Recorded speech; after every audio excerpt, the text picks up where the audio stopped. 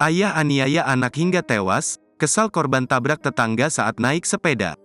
Penganiayaan berujung maut yang dilakukan Usman terhadap anak kandungnya K alias Awan dilandasi kekesalan pelaku atas kenakalan korban. Usman tega menghajar dan membanting putra ketiganya itu lantaran geram mengetahui Awan menabrak anak tetangganya pada Rabu, tanggal 13 Desember tahun 2023, siang tadi. Penganiayaan sadis ini terjadi di gang sempit di kawasan Muara Baru, RT 022 RW 017 Kelurahan Penjaringan, Kecamatan Penjaringan, Jakarta Utara. Pengurus RT setempat, Rohman mengungkapkan, awalnya Awan sedang bermain sepeda di gang rumahnya sekitar pukul 14 waktu Indonesia Barat siang tadi.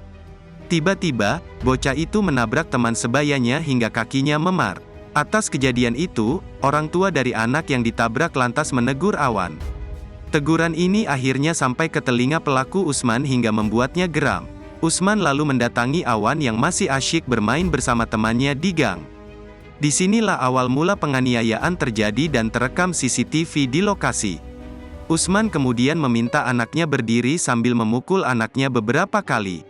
Tak puas sampai di situ, Usman lalu membanting korban hingga tak sadarkan diri. Setelah melakukan penganiayaan, pelaku sempat melarikan anaknya ke rumah sakit namun nyawa korban tak tertolong. Pelaku Usman sudah diamankan kepolisian dan diproses di Mapolres Metro Jakarta Utara. Di sisi lain, jenazah korban Awan sudah dibawa ke RS Polri Kramat Jati untuk diautopsi. Download Tribun X sekarang, menghadirkan lokal menjadi Indonesia.